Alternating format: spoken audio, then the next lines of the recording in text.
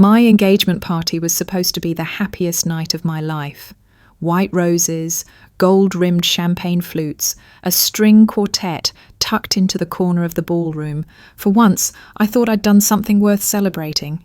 But turns out, I was just a side character in someone else's show. Again. And before the night was over, my father would leave his mark, not with a toast, but with the back of his hand. 2 weeks earlier, the illusion started to crack. I was in my childhood kitchen when my mum called me in with that voice she always used when she was about to cross a line. Too sweet, too smooth. "You know Logan's wedding is coming up," she began, stirring her tea like it was some high-stakes negotiation. I nodded slowly. "Yeah, you've mentioned it. A lot." Then came the blow. "And you still have that 100 grand grandpa left you, right? For your wedding?" I froze. My fingers clenched around the counter. "Yes, because it's for my wedding." She smiled, the kind that doesn't reach her eyes. "Well, Logan really has his heart set on a resort in Tulum. It would mean so much if you could lend it, just temporarily." I didn't even have time to respond before my dad chimed in from the hallway. "You and Miles can have a small backyard thing. You're not flashy, never have been." I stared at them both. "You want me to downsize my future so Logan can have a beach photo shoot?" Mum's face hardened. "It's not about you, Clara. He's our only son, and he's marrying into the Harpers. They have real connections. We can't afford to look underwhelming." I wanted to laugh. Instead, I asked the one thing I knew they didn't want to answer. "And what about me? What about what I want?" Dad looked at me like I'd asked if the sky was green. "You'll understand when you're older," he said coldly, turning away. End of discussion. For the next 2 weeks, it was open season on guilt. Mum called relatives. Clara's being selfish, refusing to support her brother. Texts from cousins rolled in. "Come on, it's just money." But none of them saw what I saw. None of them had lived it. I wasn't just being asked to give up a check. I was being asked to step out of my own future so Logan could shine brighter. Miles, my fiancé, put his hand on mine one night and said gently, "You don't owe them anything, Clara, least of all your silence." He was right. I didn't. But in that moment, I wasn't thinking about revenge stories or power plays. I was just a daughter, standing in a house that never really felt like home, being told, again, that I was second, and I hadn't even seen the worst of it yet. The morning after that kitchen ambush, I woke up to 3 missed calls and a group chat that hadn't lit up in years. "Heard you're not helping your brother? That's cold. You really keeping all that for yourself? Family means sacrifice, Clara." Funny how people who haven't spoken to me in months suddenly felt entitled to my bank account. Turns out, Mum had gone on a little PR campaign, and by PR I mean straight-up emotional warfare. She called every aunt, every cousin, every friend of the family who still remembered my name, told them I was hoarding my inheritance, that I was letting my only brother drown while I sat on 6 figures in savings like some heartless witch.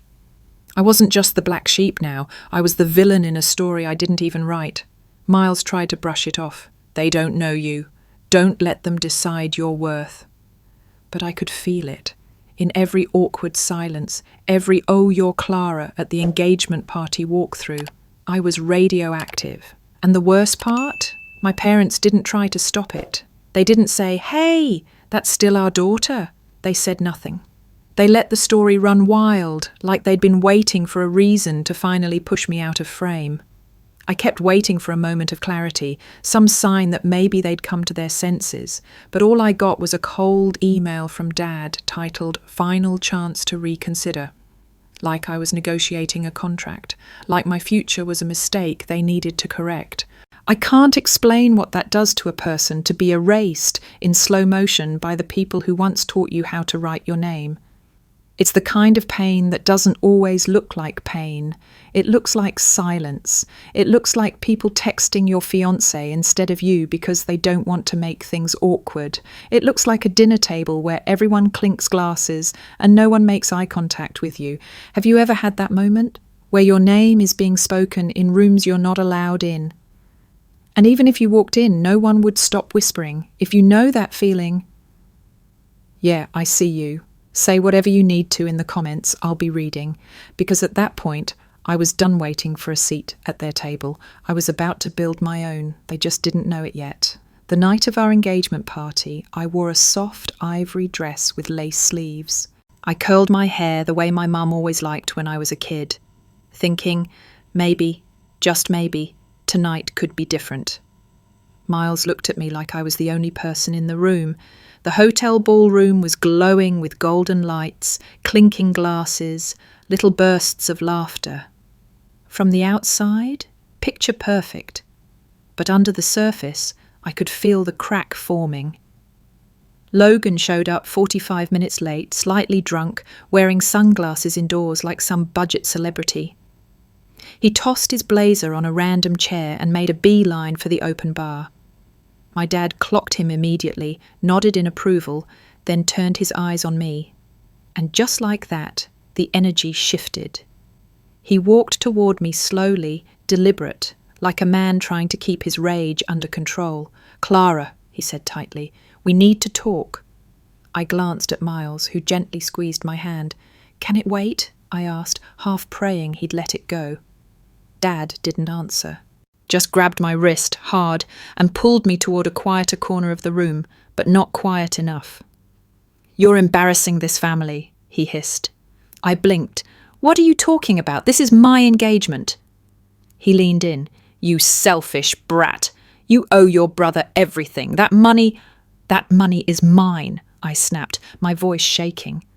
That was when he lost it. His hand cracked across my face so fast I didn't even process it. A loud smack, my earring flew, my drink spilled, my cheek lit up in fire.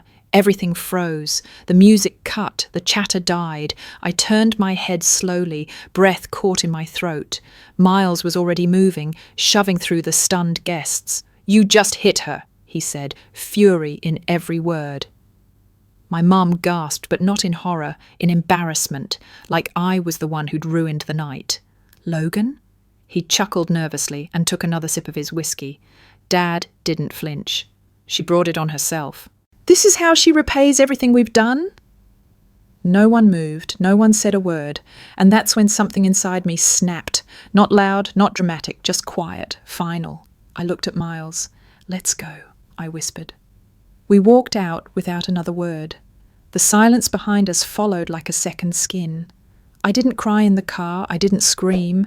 I just stared out the window, holding my cheek. I thought I'd reached the bottom when they tried to take my future. Turns out they wanted to take my dignity too, and in front of everyone I loved. But they forgot something.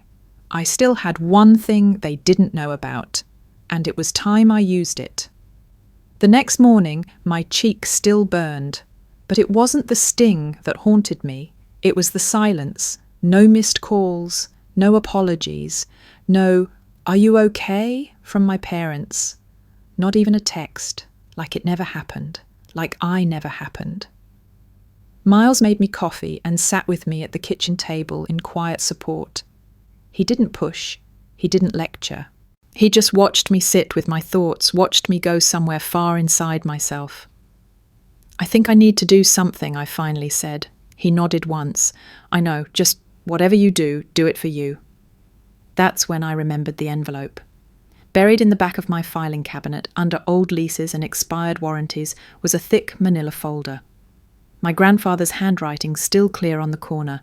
"For Clara, keep safe." Inside was a deed. A signed, notarized, fully legal deed to the very house my parents lived in, left to me 5 years ago. He'd told me once, back when I was 24 and still trying to make sense of why they treated me so differently. "One day, Clara, they'll forget your blood. And when they do, you'll need something to remind yourself you're not powerless." Back then, I didn't understand. Now, I understood everything. I called a lawyer I trusted, Lenora Davis. Sharp, no nonsense, and fiercely ethical. She reviewed the documents within hours and called me back. "You're the sole legal owner," she said. "No joint titles, no loopholes. If you want to proceed, say the word." But I didn't want revenge. Not yet. I wanted them to see it coming, to feel the shift. So instead of eviction papers, I sent them something subtle. A formal notice of ownership review, embossed in gold, stamped with my lawyer's seal. No threats, no drama, just a quiet reminder. 2 days later, the phone rang. "Mom." Her voice was brittle. "Clara, what is this envelope?" I sipped my tea. "It's about the house." "You can't be serious," she snapped. "We've lived here for over 20 years. "I can, actually," I said calmly. "Grandpa left it to me. Not you, not Dad." Silence. For a second, I thought she might hang up. Then, "You're not really planning to kick us out, are you?" she asked, suddenly small. I didn't raise my voice. I didn't shake. I just told the truth. "I'm planning," I said slowly, "to give you the same level of care and consideration you gave me when Dad hit me in front of 60 people and you said nothing." That was when the screaming started. I didn't flinch. I just held the phone until she ran out of breath. Then I said, "You have 30 days. And I hung up. I didn't plan for the video to go viral, but someone at the party had caught it all. Dad's hand, the smack, the stunned silence, my mother frozen like a statue, and Logan sipping whiskey in the background like it was all too boring to care. It started showing up in group chats, then a Reddit thread, then TikTok. Hashtags flooded in. #not your punching bag. #daughter, not property. #family. Doesn't mean abuse. People shared their own stories, daughters, sons, even strangers who'd been humiliated by their own blood in rooms full of people who did nothing. At first I panicked. I wasn't ready to be seen like that. But as I read the comments, something shifted. They weren't mocking me, they were me. One girl wrote, "He hit you," and they watched. "I know that silence. I grew up with that silence." Another, "I thought I was crazy until I saw this. Thank you." I didn't reply, but I read every word. Meanwhile, my parents had no idea the world was watching. Until the notice hit their door, bright red letters. Property sold. Vacate within 14 days. They didn't call. They showed up, unannounced, angry, broken. I heard the knock and didn't move. Miles opened the door, stood tall, then stepped aside to let them see me sitting at my desk, calm, composed. Dad looked smaller, like someone had deflated him. "You think this is fair?" he barked. I tilted my head. "You mean selling the house I legally own?" He pointed a shaking finger. "We gave you everything, food, clothes, a home." "You gave me a roof," I said, standing up, "but never safety, never love. And the night you hit me, you gave me clarity." Mom started crying. Real, messy crying this time, not the fake tears she used to use in front of guests.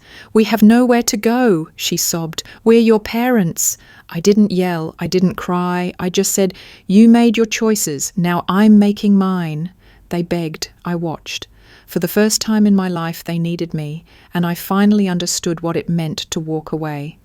As they turned and shuffled back to their SUV, their life stuffed in black garbage bags and old boxes, I felt something loosen inside me, like a tight fist finally letting go. This wasn't revenge, this was freedom. And they had no one to blame but themselves. 3 months passed, quiet at first, too quiet. I'd sold the house. My parents had vanished from my day-to-day life like they'd never existed. No more passive-aggressive calls, no birthday reminders, no sudden demands, just silence, which should have felt like peace. But peace, it turns out, can be disorienting when your whole life has been built around emotional survival. There were days I doubted myself, nights I woke up wondering, did I go too far? Was selling the house an act of justice or cruelty? Was I becoming them in my own way? Then the letter came.